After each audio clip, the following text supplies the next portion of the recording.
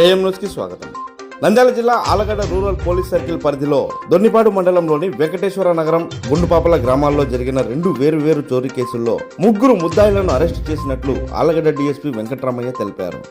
Allagadda police circle కార్యాలయంలో గురువారం సాయంత్రం జరిగిన మీడియా సమావేశంలో ఆయన మాట్లాడుతూ ఈ 2 కేసుల్లో మొత్తం 2,30,000 విలువైన బంగారం, వెండి ఆభరణాలను స్వాధీనం చేసుకోవడం జరిగిందని తెలిపారు.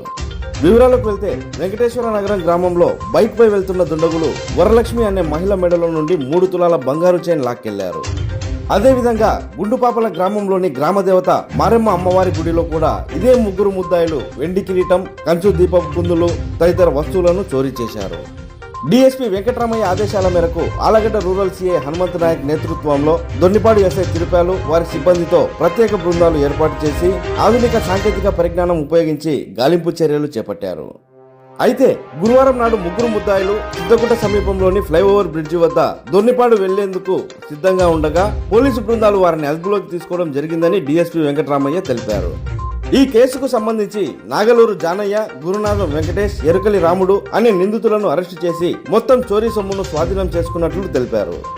చాకచక్యంగా వ్యవహరించి ఈ కేసును ఛేదించిన CI Hanumanth Nayak, Donnipadu SI Tirupal, police సిబ్బంది రాంబాబు, రవి, హోంగార్డు వల్లీలను జిల్లా ఎస్పీ రఘువీర్ రెడ్డి, అడిషనల్ ఎస్పీలు అభినందించినట్లు డీఎస్పీ వెంకట్రామయ్య తెలిపారు.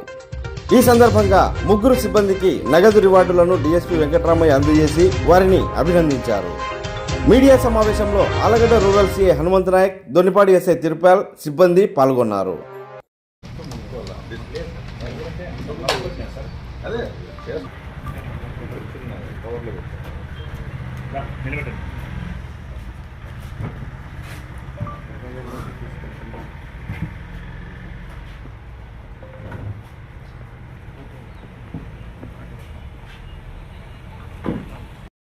ఇరవై 12/12/2023 తేదీన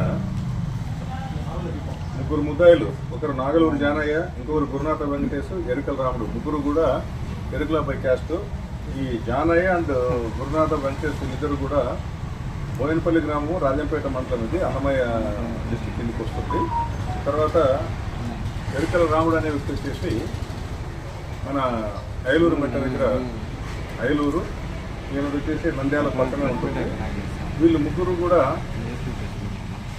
ఈ దేవాలయాలు ఏదైనా అంటే ఊరి బయట ఉన్న దేవాలయాలు కానీ లేకపోతే గ్రామ నడిబొడ్డున ఉన్న కానీ దేవాలయాలు ముఖ్యంగా టార్గెట్గా చేసుకొని పోతుంటారు. అట్లా చెప్పేసి కేవలం దేవాలయాలే కాదు, ఎవరైనా ఒంటరిగా ఉన్న మహిళలు ఎవరైనా కనిపిస్తే వాళ్ళ మెల్లో ఉన్న ఈ చైన్స్ కూడా చైన్ స్నాచింగ్ బ్యాచ్గా కూడా వీళ్ళు కనిపిస్తారు. జనరల్గా చైన్ స్నాచింగ్ బ్యాచెస్ వాళ్ళు టెంపుల్స్ కొట్టరు, టెంపుల్స్ కొట్టేవాళ్ళు ఈ చైన్ స్నాచింగ్ చేయరు. కానీ వీళ్ళు 2 రకాలుగా బాగా యాక్టివ్గా ఉన్నారు అనమాట. అంటే ఏ టైప్ ఆఫ్ నేరం అయినా కూడా పాల్గొనడానికి సిద్ధంగా ఉన్నారు.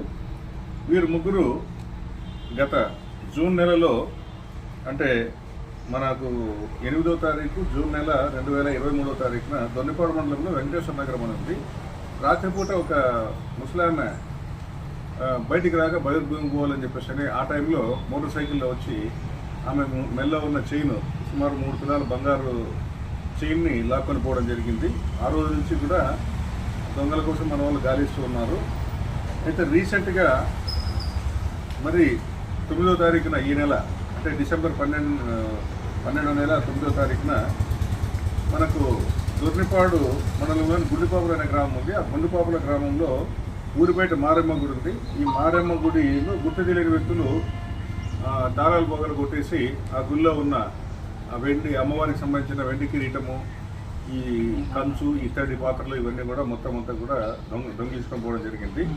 ఆ రోజు నుంచి మన ఆలగడ్డ రూరల్ సిఐ గారి ఆధ్వర్యంలో తిరుపాల ఎస్ఐ గారు మరియు కానిస్టేబుల్ అయిన